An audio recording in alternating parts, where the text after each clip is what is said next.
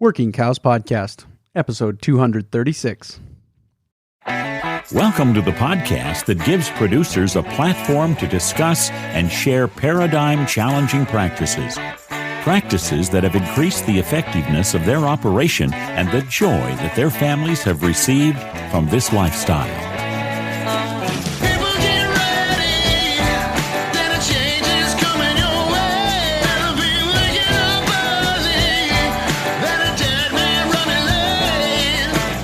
Howdy, everybody. This is Clay Connery, host of the Working Cows Podcast, powered by the Global Ag Network. And today's episode is sponsored by Ag Explorer International. We all know it's vital to have crop nutrients in the right source, at the right rate, at the right time, and in the right place to improve ROI and yield. The team at Ag Explorer also understands it's vital to have the right technology. They call it the fifth R of nutrient stewardship. Ag Explorer technologies and products are designed to enhance your yields, therefore maximizing your investment. If you want to know more, reach out by visiting agexplorer.com. That's AGXPLORE.com. Very excited today to be joined by Doug Ferguson. You may have heard Doug on great podcasts like his episode with Jared Lumen on the Herd Quitter podcast. I think he's been on there a couple of times, as a matter of fact, so go check that out. But today we're going to take a little bit different approach. We're not going to talk about sell-by marketing. We're going to talk about mindset. What is the mindset that can help us be successful? And how can we approach life and goal setting and those things to set ourselves up for success? Doug, of course, is a master marketer and a teacher of marketing schools, and I look forward to potential opportunities to partner with him on such schools in the future. But for now, just going to welcome him to the show and look forward to a great conversation. Doug, thanks for joining me today on the Working Cows Podcast. Yeah, Clay, it's glad to be on. I've listened to you for a long time. I'm a fan. Well, I should probably publicly apologize. I get behind the eight ball sometimes as far as content is concerned, and I start scrambling for guests and kind of just call people in the Rolodex. And I think I called you a while back, and you said, not right now, and then I forgot to get back to you. So I didn't mean to ghost you on that one, but it's good to have you here finally. You're never going to let me down for that one, or let that one go that I called you out for ghosting me, are you? Well, I don't know if I apologize to you on the RMC webinar too, but that this is a public forum, so people will know that I'm yeah. Anyways, we'll go from there. You made an interesting statement to me the other day about kind of mindset and success, and I think the statement went something like my success is dependent on things that I learned in the arena riding bulls. So if you could help me wrap my mind around how that works, I think that's a good place to start this conversation. I got to kind of back this up a little bit. There's two different gears I got to grab here, Clay. One is when I tell people that story, like, oh yeah, the best thing I ever did was drop out of college and focus on riding bulls. That has got to sound like the dumbest thing. But there's one thing about succeeding in life is you got to know and understand yourself. College was not for me. It might be the better option for some people, but it was not for me. Now, the other gear I got to grab that I really got to back up, I got to take you back to when I was a kid and the community that I grew up in. And, every community has its own culture, and culture is just a group paradigm. It's group think. When you're in junior high school, fitting in is a survival skill in that age group. And a lot of us kids growing up where I did, family incomes weren't very high. There's a lot of drugs in the community, that kind of deal. And, we were always told, oh, you're from such and such town. You're only going to win one game in the football season. You're all a bunch of losers. Teen pregnancy's high. Test scores are low. You're losers. And that kind of, when you hear that over and over and over from the time you're a kid, it becomes your mindset. And you accept that. And now you have these mental limitations. And there's a lot of them that grow up in that community, and they buy that. That glass ceiling is set so low, and they don't realize they hold the hammer inside their heart or in between their ears that they can just reach up, hit the glass ceiling, and break through it. They're just mentally conditioned. So for me to go into the bull riding arena and have some success there, it started to change the way that I think about myself. And it took a heck of a lot of effort. There was very little talent on my end. It just took a heck of a work effort and a lot of heart. And I remember there was a practice pen about an hour away from home, and the first year I rode bulls, I didn't know what I was doing. I was bull hanging awning, not bull riding. And I did not know at the time that, I had a bull rope, a rosin bag, and a glove. The spurs that I was wearing were equine spurs. I didn't even know that the rowels had to be locked. So, I was clueless. So that year I learned that there were fundamentals. And so, I made the stationary barrels, the drop barrels, and I drilled and studied film, and I studied these fundamentals to ride these bulls. And then in the springtime, the next year, I go to this practice pen, and I get on this bull, and he's kind of trashy. He turned back one way and then the other way, and then he turned back the other way again, and it just belly rolled. I should not have rode this bull. He was way beyond my skill level at the time. And that's when it clicked. It's like all that hard work, all that effort. I rode that SOB. Holy crap, I can do this. 6 weeks later, I had my first win. Okay, now here's where the story gets ugly, Clay. I come home, I'm excited. I got this first win. I show this paycheck to the person that I love the most, and they get pissed. Absolutely pissed. Oh, you probably think you're good and you're going to do this all the time, blah, blah, blah. I tell you what, I'd never brought a paycheck home again. I hid all my winnings, and so then there's a whole mental conflict going on right there, So having support from people is a big thing. But probably even more than that is, what do you have inside? Support is nice, but mindset is more important. Yeah, I saw a meme. I think that's what you call them, the pictures with the little words on them. So there's this meme, and there's a guy sitting in a stadium, and the stadium's empty, and it says the support. And then, like, the next picture, the stadium's full, and the word says the championship. And it's kind of like, yep, when you start out, oh, you can't do that, you're crazy. Why don't you just set your sights somewhere lower, right? Like, this is your podcast is called Working Cow. So, we hear that all the time. Oh, you can't raise cattle. It's something you got to do on evenings and weekends. You got to go to school, get a degree, get this job. You can't do this full time, But then when you actually break through and you're doing this full time and you quit your job in town, oh, I knew you could do it all along. Oh, yeah. Once you break through, everybody's on team winner. But before that, no, nobody's backing you. Right. Yes. and it takes that mindset to push through. Where you're alone. Where you're going it alone, I guess is kind of what you're saying. Yeah. And you've got to have that inner strength. What do you want? How bad do you want it? And what are you willing to do about it? And you hear that kind of stuff all the time. You read it all over the internet. The hustler, the entrepreneur, the person with the most ambition, is going to have a lot of sleepless nights and lonely days. And a lot of times they're going to be misunderstood. And there's a lot of truth in that. Gotcha. And how has that continued to serve you? What have been some of the keys to continued success as it relates to mindset?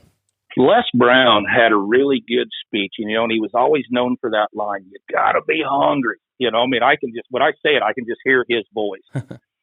And if you ever want to see a really good speech, I mean, just get you pumped up when you're in a funk, Google Les Brown. Oh, gosh, I can't remember the name of the arena. I think he was in Atlanta. But anyway, he gives this speech, and I mean, God, he goes on and on, and you know, and he talks about you got to be hungry. And I mean, if that speech don't motivate you to do something, you better take yourself to the ER. You know, and so you got to have that inner drive. What are you passionate about? And you know, you got to find that. So for me, back in those days, you know, when I was a kid, all I wanted to do was ride bulls. I mean, I've only had really three ambitions in life, Clay. I wanted to ride bulls, I wanted to raise cattle, and have a family. I've done all three. And probably one of the biggest lessons I learned from bull riding was just the mental aspect of it. And I didn't understand what I was learning at the time, because as a bull rider, I struggled. I was streaky, and I could never figure things out. You know, everything seemed like a struggle. And then as I got a little older and I had other mentors and things like that, then the mental game started to make sense to me as I was, you know, as I got older. So like at my cattle marketing schools, the first several hours, that's all we're going to talk about is mindset and attitude. And we all talk about, oh, you got to do these certain things to make a profit in the cattle business. And then we go into these things like, oh, you got to calve in sync with nature, and oh, you got to cut your cost, and you know, you got to trim the deadwood, improve your grist. The first thing you got to do is make up your mind you want to make a profit and commit to it. Now that word gets scary. Commitment gets scary. And I'm going to pick on our culture for a minute, Clay. We are a culture of quitters. When things get hard, we quit. When we get our nose bloodied, well, that wasn't going to work. I'm going to go do something else. You know, oh, this woman turned out to be a real nag. I'm going to get a divorce. I mean, we're a culture of quitters. Now, let me throw this in there for a second. I just mentioned the word divorce, and I mentioned having support. You have young listeners. Young listeners like podcasts. They don't like to read. They like podcasts. All of you young people that are not married, be very careful about who you marry. Find somebody that will support you. It is so important. I cannot overestimate that enough, or overemphasize that enough.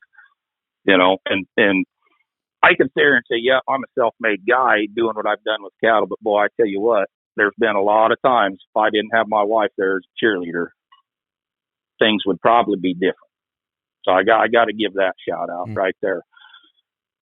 But anyway, so back to the mindset and the commitment. When we commit to making a profit, we're going to cut ourselves off from everything else, and we're going to focus on making a profit. And as the year goes along, you will be surprised how many distractions come along and try to pull you away from that goal of making a profit. And you have got to stay focused on what it is you want to do. Yep. You said that riding bulls, you were streaky, and you were streaky because of the mindset or the mental side of it.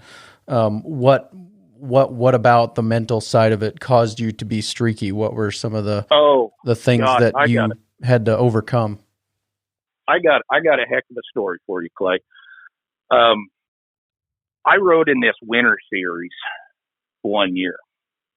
And they had a bull riding, I don't know, like every other week for several months. And I was there every weekend. They had a bull ride. And I only got bucked off one bull, and that was my fault, kind of showboating a little too much. But I went into that bull riding finals ranked number 1. And I had ridden every bull in that pen from top to bottom and back. I mean, these bulls weren't, you know, they were probably a little bit below my ability at the time. And that finals was mine. And I had never won a bull riding title up to that point, and I wanted it so bad. Just to have that gold buckle that says champion, I wanted it more than anything I can just, even still 20 some years later, Clay, I'm getting just gosh, a little worked up that I let it slip through my fingers. But here's the deal, Clay. I know that title was mine. Everybody else knew that title was mine. The week of the finals, like on that Sunday, Monday, earlier in the week, this thought pops in my head. You know, we have those two voices, you know, like the old cartoons. You got the little guy with the halo over here and the guy with the devil horns on the other shoulder. And that guy with the devil horns pops up and he says, man, it'd be really embarrassing you mess this up.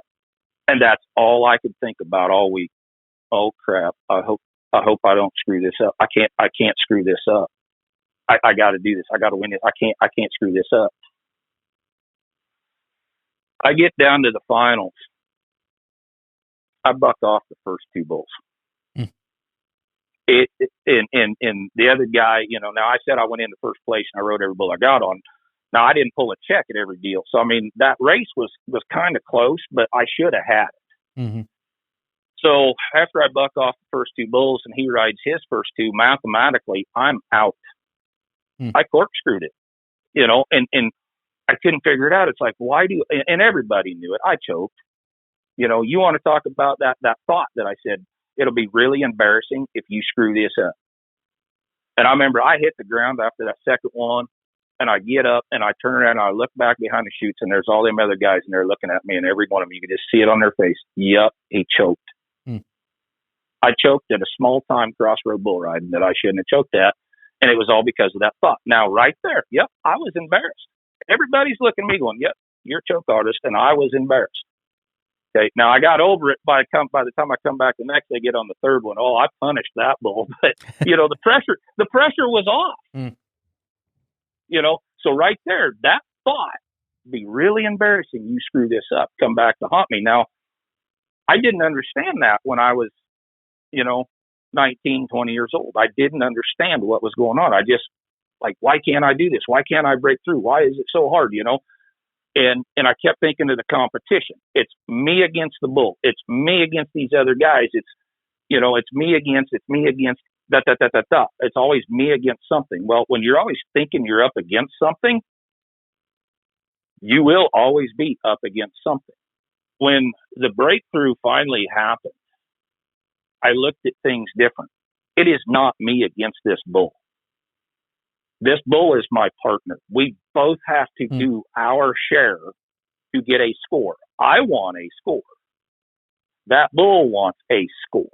The bull doesn't get a score unless I do my part. You know, because I got to back that up. Back in those days, they didn't score the bull unless you stayed on for 8 seconds. You know, it ain't like what they do today. So I'm thinking, hey, that bull's doing his job. He'd probably like a score too for his effort. We're a partner. It's not me against this bull. We're partners. It changed. How did that make the difference? It's just removes that competition piece, or? Yep. You go from the competitive plane, the competitive thought, which would suggest that when you are competing, it suggests that there's a limited supply. Zero-sum game.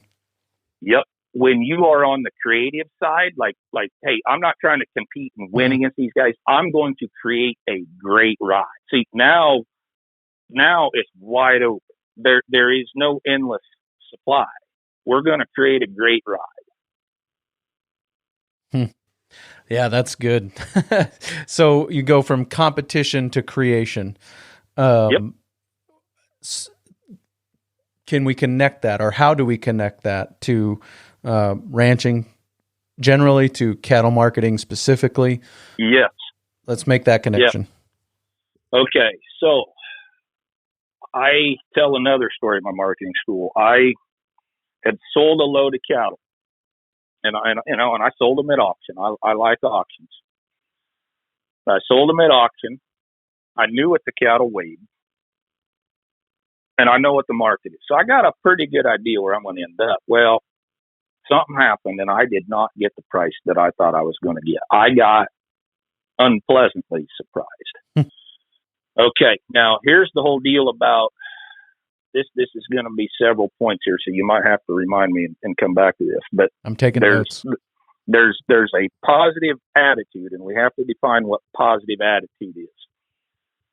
So I get dealt this bad hand. Okay, I'm one of those guys. I kind of got to get this emotion out. I'm I'm angry.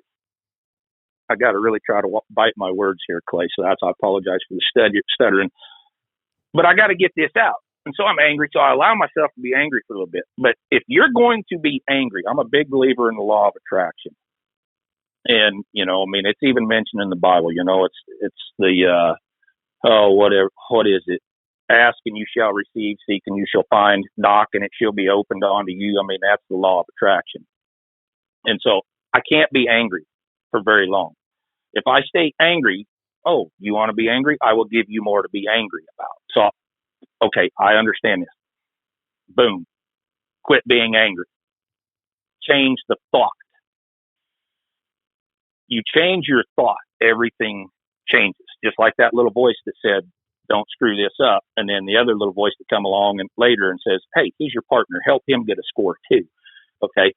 So I go into this sale and I have a very weak buyback card, but I changed my thought. Here's the positive attitude. I'm not happy-go-lucky. I'm not smiling. I'm not any of that. But the positive attitude says we're going to win. We're going to find a way to win.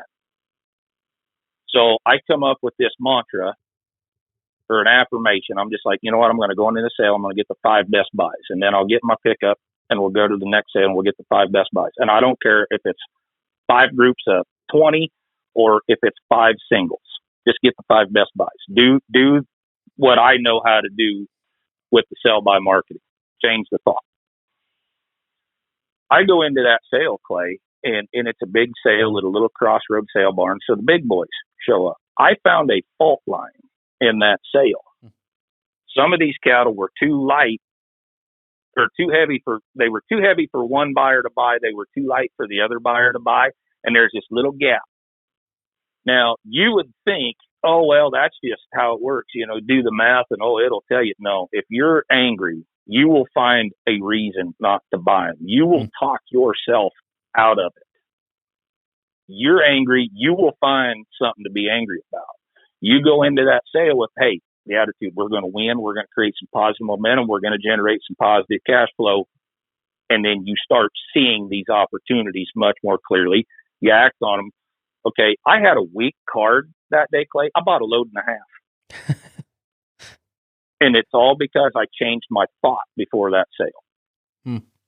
Well, it's, you talk about the positive attitude. Maybe a different way to say it would be a positive paradigm or a positive way of looking at the world and the situation that you've been dealt. And if you have an anger paradigm, or a victim paradigm, I think they're connected. You're going to always find a reason why, like you said, why this won't work, why this load of cattle isn't a good buy today, and you're going to let those opportunities slip through your hands. Oh yeah. And I talk about this in my marketing schools, and I talk about how we got our paradigms and how we need to change them. And I had a guy that went through the marketing school last year that I did with Wally Olson.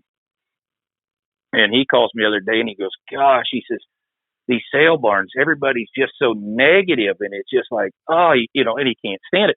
So he was telling me he's listening to motivational speakers in his pickup on the way to the sale, just to get him in that positive mindset. Hey, whatever it takes. He's generating positive cash flow. He's doing good trades. He's making money. The other guys wouldn't be upset and complaining if they were if they were making money, right? Yeah. Yeah, and that's it's too bad that you can't use the word vaccine without it being political today, but it's almost a vaccine against negativity, right? Just having that positive mindset and looking at the opportunities rather than the things that are stacked against you. Yep. And, sometimes you got to do what you got to do. I've had people in my life that were just so negative, and we all do. God, we all do. And unfortunately, we're probably related to most of them. But anyway,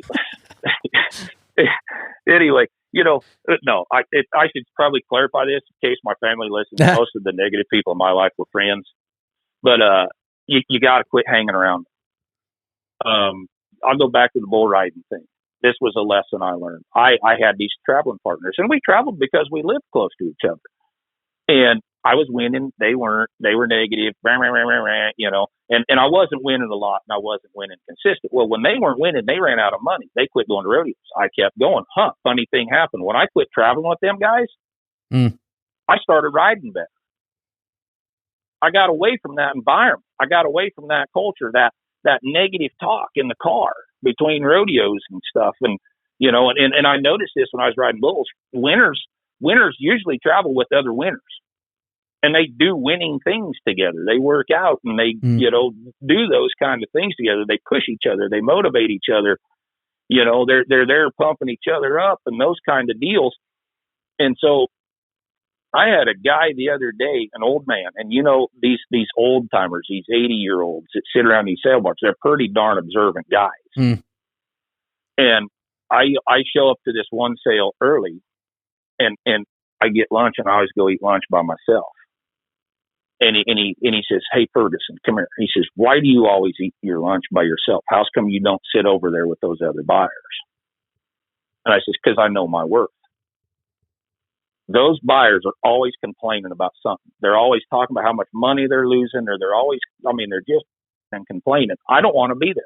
The buyers that show up right before the sale start are usually the guys that have the better attitudes. And so when the sale starts, they're the ones that I sit with.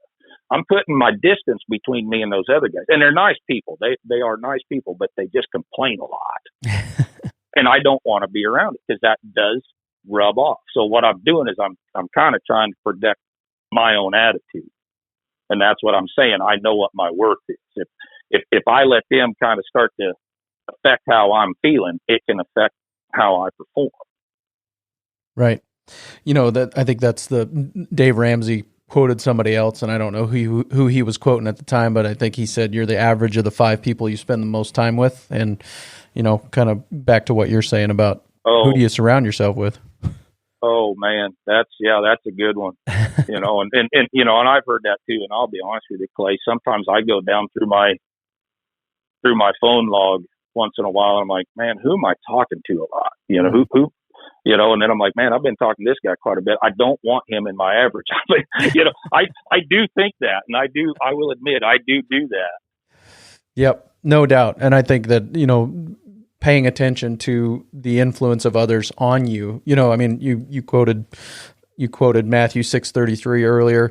I'm preaching through the Sermon on the Mount right now at my church, and so you know, my mind is there, and you know, that's Jesus is laying out the ethic of his kingdom. He's saying this is what kingdom people act like, and basically what he's saying there in Matthew 6:33 is, if you're willing to look for the kingdom and its activity around you, you'll find it and you'll be able to participate in it. And I think, you know, kind of similar along the same lines, at least, of what you're saying is, you know, if you are willing to look for opportunity rather than looking for a reason to be negative, you can always find a reason to be negative. I mean, but you can always find a reason to find the opportunity within the negative situation that you're talking about. You know, the movie The Big Short comes to mind, right? Everybody else, was a victim of the 2008 financial crisis, but the guys that saw it coming and shorted the market were anything but victims. And it's just a sign of an opportunity to make the best of a bad situation. Sure. We're kind of on this biblical stuff. I'll share this little deal. We're all given gifts, talents, abilities. And we are taught a very important lesson when we're little. We go to Sunday school and we're taught to sing this song, "This Little Light of Mine." Okay? If you're walking around with a negative attitude, man, the current ain't getting to your light bulb. You ain't shining. And, you know, I've had that talk with my little girl, you know. She's playing basketball and, you know, she's in a pretty competitive league on one of the Supreme teams. And, you know, I told her, I said, look, you've got some talent, you've got some ability. She's very tall for a 5th grade girl. I'm like, God gave you gifts. Use them, put them on display, and don't let him down. And you got to understand, she's getting confirmed to be Catholic. She goes to a Catholic school. So when I reach her on that level, like, hey, he gave you these gifts, don't let him down. Oh man, that lights a fire under her. But it doesn't matter what any of us do. I mean, if there's something that we're passionate about and we don't pursue it, we're letting him down. We're not letting our light shine, and you got to do these things. It's, like you and I were talking the other day, and I was like, man, this teaching these marketing schools and doing some of this stuff was never on my radar. I just wanted to raise cattle. Well, I really like the marketing stuff. And, if I can help people in a way that, hey, I can teach you this positive mindset stuff, and I can teach you this sell by marketing, and then, what you choose to do with it when you go out from here. I mean, I hope you choose to go home and use it and win and make some money, but that's up to you. But I have those abilities. And if I keep it to myself, is my light bulb shining? Probably not. Yep. It's about return on investment, right? Like you said, he gave us gifts, talents, and abilities, and he wants a return on his investment of those gifts, talents, and abilities. So yeah, and I wouldn't be teaching these marketing schools if it wasn't for a couple of my good friends and Wally Olson nudging me. Yeah. I got to throw that out there too. I mean, I had some support from the beginning. So talk to me a little bit about your business model as it relates to mindset. You've talked about having a good card or a bad card. Is that just kind of an analyzing of the cattle that are coming to the market that day? So this is going to be more of a marketing deal, but when cattle go through the sale ring and we look at the weight and the price they sell for, that is the market. So when we do sell by marketing, you take your the weight of the cattle and the price you sold them for and your cost of gain, and there's a little algebraic equation that we do that will give us what I call the efficient market value of cattle. That's the maximum amount that we can pay for replacement cattle and still hit our profit target. Sometimes if I have a strong card, that efficient market value is much, much higher than the actual market. So that means I got a strong card. When I have a weak card, it might mean that efficient market value is below what the actual market is selling that weight of cattle for. So that day, I had what I felt should have been a weak card. I could not buy a heifer that weighed under 575 pounds. I could, because the other guy wanted 5 weeks, and that's what he was buying. He was blowing me out. The other guy wanted heifers that weighed about 615 and heavier. So there was a very small gap of weight that those two guys were ignoring. And that's the gap that I shot. So I bought a load and a half that day. I had a very, very uniform set of cattle. And it wasn't, it's not because I'm a really great cattle buyer. It's just because that's what they let me have. So yeah, that was okay. I've got a weak card, but I still walked into that sale barn and I made it happen. Now it would have been very easy for me to ignore a lot of those cattle if I'd have walked in there angry. Well, and you talk about that, connected to this mindset discussion is the idea of discipline. And what it took for you to succeed that day was the discipline to not buy things that were not on the good card, right? And to buy things that were, inside of that small, what we would say in the fishing world, that small slot size that fit what you could make money on. Discipline is also a connected conversation. Discipline's a big thing. And, when you're at a sale, and especially these live auctions, and if you got a good auctioneer, I mean, he's going to try to get you involved in this on a very emotional level. You hear it. Some of them auctioneers might throw a little cute little insult in there if you're sitting on your hand not bidding.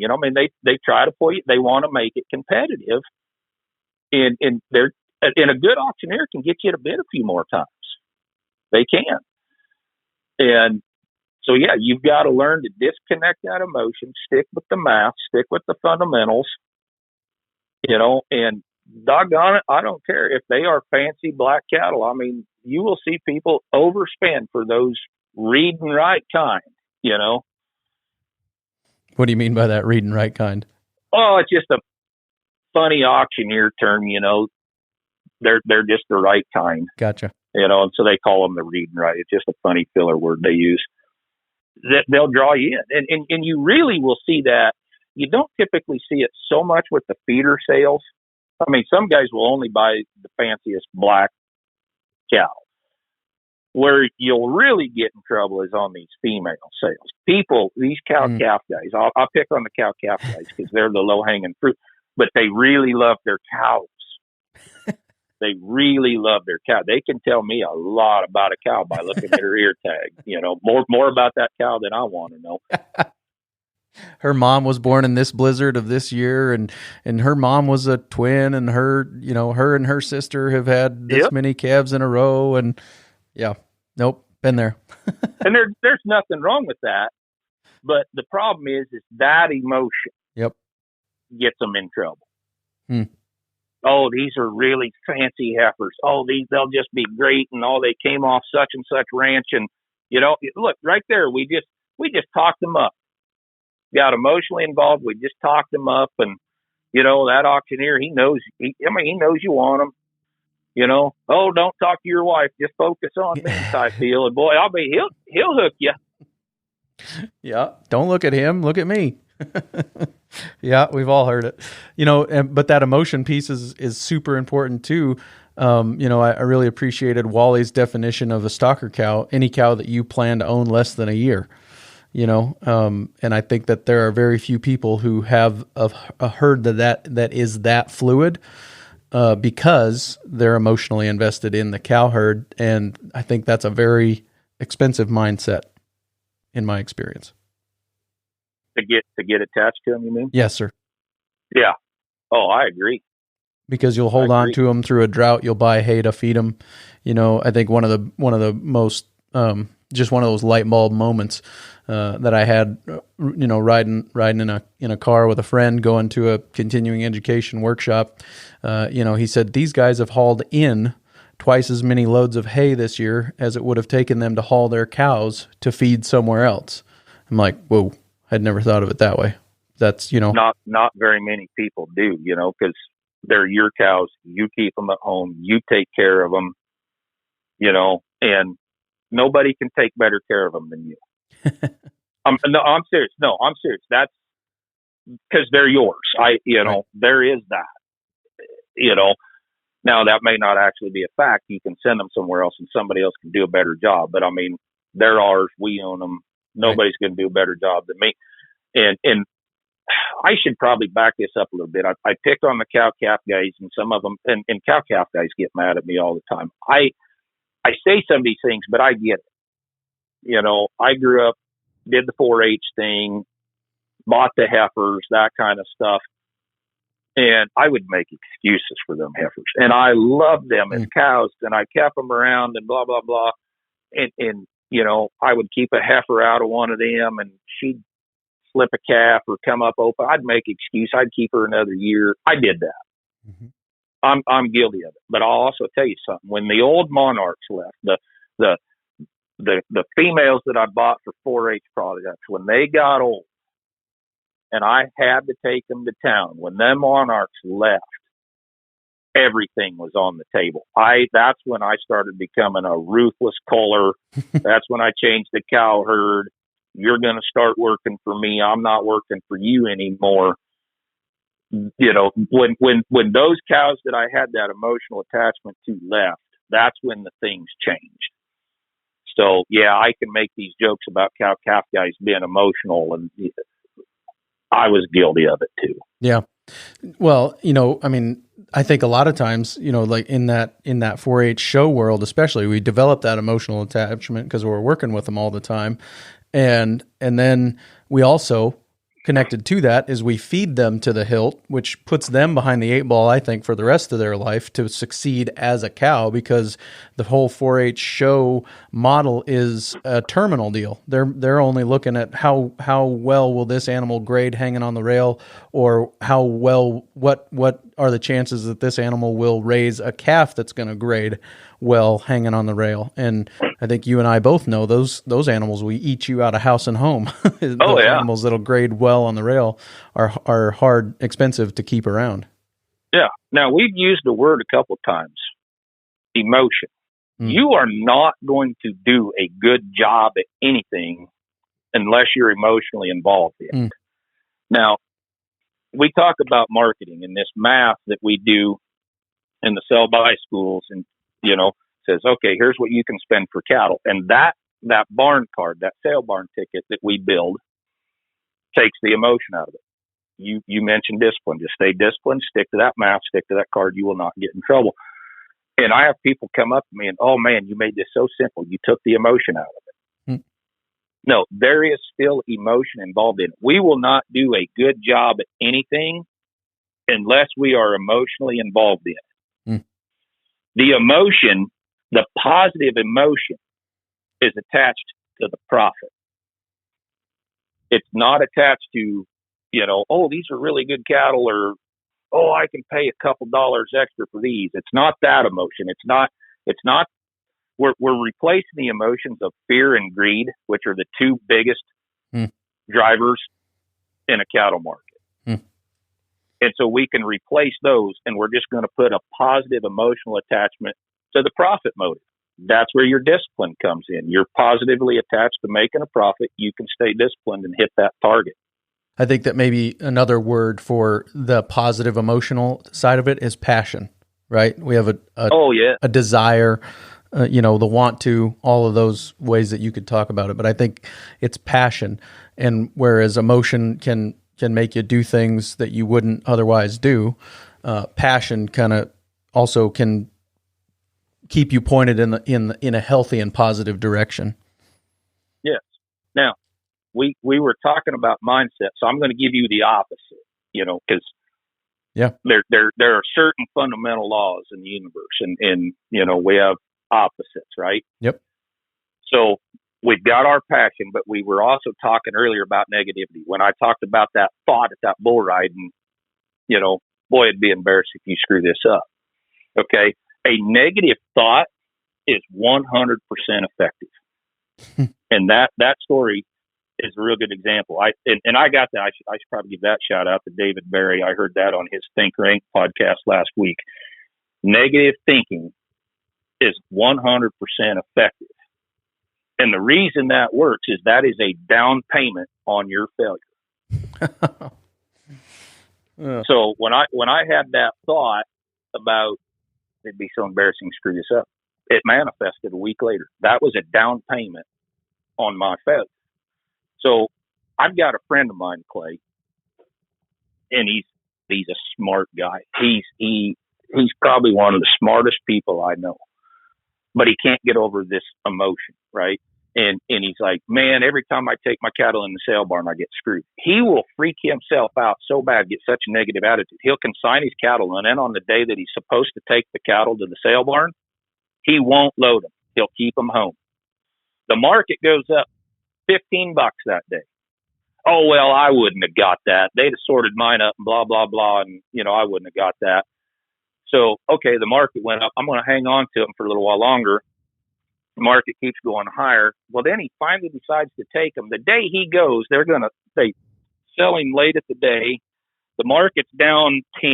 And, well, see, I told you, I just always get screwed. And it's just like, man, you do it to yourself. You should have just loaded them on the day you said you were going to go and stuck with it. But here's the thing that a lot of us do about this, and it goes back to how we were mentally conditioned as kids. We go to school, we do our lessons, we take our tests, and then after a certain period of time, they give us a report card. And we look at the report card and, oh, you're a C student. Okay. That then becomes the paradigm. I'm a C student. I can't get A's. I'm a C student. And then that becomes the paradigm. That report card has nothing to do with who we are. And so you go back, like when I was talking about the town that I grew up in when I was a kid, and the loser mentality that comes out of that community a lot of times. It took me a long time to realize that's where I'm from, but it's not who I am. It's the same thing with report cards, but we look at that and say, okay, I'm a C student. You go into the next quarter, the next semester, you get your grades at the end of that time period. Oh, you're a C student again. All it does is it tells you what you were thinking at that time. If we change that thought, we can improve our grades. But what we do in the business world is, this is going to be too difficult, blah, blah, blah, but I should probably try it anyway. And then we try it and we fail. Yep, see, I knew it wouldn't work. We look at our results to give us that feedback, right? Yeah. Take this lesson that I'm talking about right now. I went to that bull riding finals and I failed. Years later, through more mentoring and studying, I learned the lesson. That's the definition of failing your way to success. I failed at the bull riding. I learned from that failure. I know what not to do today. I know what to do and I know what not to do. That's failing your way into success. You got to reap those lessons. The hard part about it is sometimes we go through this stuff at a very young age and we don't understand it. And that's where having a good mentor or a good coach or somebody, can really help catapult our success earlier on in our careers. And that's, failure. If you don't fail your way to success, if you don't learn from your failures, if you aren't looking at it from a positive perspective, then failure can just become a lifestyle. You're right. Yes. And when I first heard the whole failure way to success, I thought, what a stupid thing. I didn't understand that. So just in case somebody's ever heard it and they don't know what that means, that right there is a good example of how that works. And, you got to harvest the lesson, just like you said. Well, the alternative to failing your way to success is being perfect, which isn't possible. So you're going to fail. You might as well learn from it and get something good. Like you said, harvest the lesson. Yep. And, this is another good deal. David Berry talked about on his podcast is winning isn't normal. We lose more often than we win. We just have the Super Bowl. We know who the best team is. We know who the best of the best is because they won the most games and they won the championship game. That's, I don't know what the Rams, I think, won. Yep. But, there's all these teams play each other. This league basketball my daughter's playing in, they're the only undefeated team in the pool. And we know who the best team is and we know who the worst team is. And, we're going into the championship deal this weekend and, and stuff. But, some of them have losing records and some of them have winning records. They just ain't won as many games. We know who the winners are. We know who the best of the best is because winning isn't normal. Very good. Do you have anything to say about the pressure that success brings? I mean, you talk about an undefeated record. There's pressure that comes with that. And do you have anything to say about dealing with that? You grow into it. There are things that happen that just seem weird, I'm trying to think of how you caught me off guard with that one. I'm trying to think of how to articulate it. Well, let's put it this way, Clay. When I started this little stalker deal I had 18 head of calves.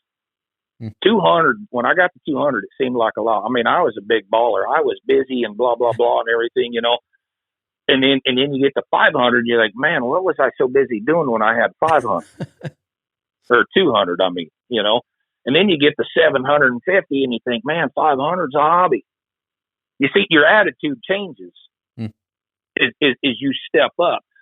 So dealing with that pressure of success, you grow into it, you adapt to it. Now, here's what could be dangerous. What if you have too much success early on? And I've seen this with people. They get a big head. They think it comes easy. But then life happens and you're going to struggle and they fall apart. So I think, people get in a hurry to get big. You know, we all want to have big operations so that we can support ourselves. And, you know, we've got this idea in our head that we need to own a lot of cattle and have a big operation to have a good enough income to support a family. You better be focused on getting better before you get big. Mm. Because as you get bigger and you rank up inside the comma club, there is a lot more pressure. There's a lot more money on the line. So you better be good. Do you think you said, you know, what you found yourself looking back when you had 500 saying, you know, how did I stay busy when I had 200? Are there things that you stopped doing, or is it just exercise or endurance, or you've worked out to the point that now you're better at accomplishing more in less time, but you're still accomplishing just as much? Yeah, you got to be what is it? They call it more effective or more efficient. Right. Yes, you can be 100% efficient and 0% effective, right? Yeah. I can't remember how they use the words interchangeably in a lot of those business books, but you can't. I get really upset when people talk about time management. You cannot manage time. If I have an hourglass and we set it down here and we look at it, one grain of sand passes through it at a time and they go at the same pace, always. We cannot manage it. We cannot speed it up. We cannot slow it down. So time management is a bunch of crap. Hmm. What we do is we have to manage our activities. And you will see a lot of people doing a lot of busy work. One thing I learned to do is, you know, when I'm walking around the yard, I got to make my steps count. Because if I go over here and I do a thing and I walk past this pen and I know there's something I need to do in this pen, but I'm focused on that far pen, and I walk down there and then I come back and then I got to look, I'm wasting a lot of time just walking back and forth down my feed alleys. But if I sit there and say, okay, I know I need to go to this pen, and I do this, and I go to this pen, and blah, blah, blah, and you make that mental list, and you got your tools with you and whatever, and you go take care of things, and you're efficient about it, and you catch things along the way, and you don't waste extra energy. And then this is where I get kind of upset with people sometimes. I call them, you know, like energy vampires, and they call you, oh man, you need to take care of this. You know, no, I'm busy. And they'll just bug you until you come take care of that thing that they're looking at that's bugging them, you know. And you can waste a lot of time in a day letting yourself slip into crisis mode. You need to stay in management mode. Early on, you said fitting is a survival skill, and it took me a little bit to process what you meant by that. And let me lay it out and see if I understand you correctly. That in your area, where you grew up, you know, teen pregnancy's high. You're C students, you know, you're all losers. You will lower yourself to that level just to fit in. You'll stay a loser and get into the pattern of teen pregnancy and stuff just to fit in. Some people do. Now I throw that out there because that, you know, I had to put the whole learning how to win and bull riding into perspective. So let's change that and make it a little bit more positive, Clay. Survival skill. I got to have the right kind of clothes. I got to hang out with the right friends, you know, golly. And you're a pastor. You see this, I'm sure. I got to go to the right church. You know, that kind of stuff. And the bad thing about it is, Clay, we learned that in junior high. Mm. We need to get over it as adults, but man, sometimes as adults it gets even worse. I mean, you think peer pressure is bad when you're a kid. Quit drinking when you're 40 years old and see how much peer pressure you get. It's a lot worse. Yeah. You know, so, I mean, but we do that because if you don't fit in, if you don't do what everybody else is doing, you're the target. You're the one everybody's talking about. You're the one everybody's making fun of. Now, you got to have a little bit of inner strength, you know, and maybe, you know, a little bit of not caring what other people think to kind of get over that. Now, you know, if you kind of get to that point where you don't care what other people think of you, well, by gosh, you found a whole new level of freedom. Yeah, for sure. And that's a great feeling. Yeah, absolutely. Doug, you and I could spend a long time talking about this. Obviously, and I appreciate your time today. You write regularly and you're doing some marketing schools. Could you tell people where to go to get some information about those things? Yeah, you can. I got the market commentary on beef websites called Doug's Market Intel. On that deal, I kind of give a little bit of what I've been getting from the market, things people are talking about, share some of my thoughts on that. There's some information about sell by marketing on there. And then I usually kind of wrap it up with, okay, here's what the markets were telling me this week. Here's just what the black and white math was showing me was overvalued, undervalued. And then, we teach these marketing schools, and I say we, because I get a lot of help from my wife. And you can find that on, I got one coming up April 1st and 2nd in Beatrice, Nebraska. You can find more information about that on my website, mrcattlemaster.com. There's been a lot of interest in these schools. They fill up quick. I'm real sure this April school is going to be sold out here very soon. We've only been advertising it now for less than a week. And so we'll probably have to try to schedule some more schools for later summer. Yeah, that's kind of what we got going on right now. Yeah, the blessing and the curse of being ahead on your content creation is that I'm about 6 weeks out from releasing this episode. And since you said that the school will probably fill up before we get there, I probably won't bump it up in the episode. But in the show notes page for today, which would be workingcows.net/235, workingcows.net/235. You can find the show notes page. There'll be links to everything that Doug just mentioned, and if he comes out with some schools that he'll be putting on in the summer, I will have those linked there as well. Yeah, we'll update that on the website. Yep, Mr. Cattlemaster, as well. So sure, very good. Well, Doug, I really appreciate your time today, and if you just got a couple of more minutes, I'd like to ask you a question about sale barns, but that'll be part of some bonus content if you got some time. Oh, you bet. Really enjoyed that conversation with Doug. I did want to let you know that I send out gifts, or gifts are automatically sent to people who support on Patreon at the $20 per month level. And there's always the opportunity with any of the levels to support for a whole year at a time, and you get a 10% discount for doing that.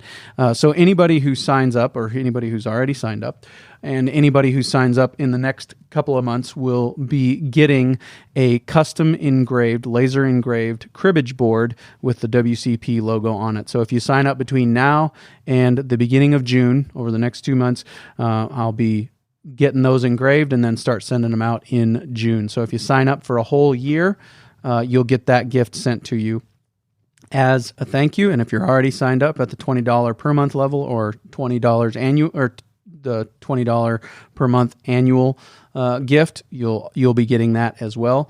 But anybody who signs up at the $20 annual per month gift, it comes out to $216, I think, with the 10% discount, $216 every year. If you sign up at that level between now and the beginning of June, I'll send you that custom engraved WCP cribbage board as a thank you. Thanks, guys, for all your support. It's been a huge blessing to my family. Looking forward to continuing to grow this podcast and the audience and all of our learning opportunities together. So what makes Ag Explore different? Well, they are innovators, bringing together talent, global resources, and experience to face critical farming needs head on.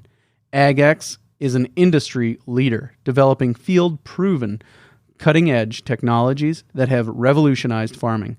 They learn continuously because they know current knowledge is never good enough. Forging ahead, always with technology-driven products to enhance yields and maximize investments, AgExplore is the farmer's champion. Want to know more? Reach out by visiting agexplore.com. That's AGXPLORE.com. Really looking forward to next week on the Working Cows podcast. We will be joined by Craig Thompson and Gordon Decker again from Rockside Ranch in California. Last time we talked to them about some of the work that they are doing there. Next time, this coming week, when we are talking to them, we are going to talk to them about the how-to of that work and how it's going, and some of the expansion. Gordon is now overseeing things here in South Dakota at a location of Rockside Ranch that they're trying to get off the ground there. They've got some expansion opportunities in Michigan as well, and we're going to talk to them about their podcast, which is Restoration Matters. You can check that out in the meantime. Great podcast. Really appreciate the episodes that they've been producing there. Fantastic content, fantastic quality.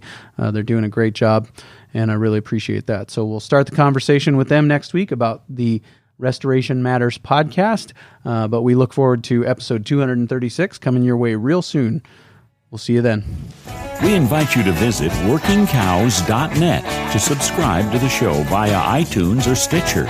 You'll also find detailed show notes pages, resources from our guests, and the industry leaders who have influenced them. For more ideas on putting your cows to work for you in a more profitable way, tune in next week.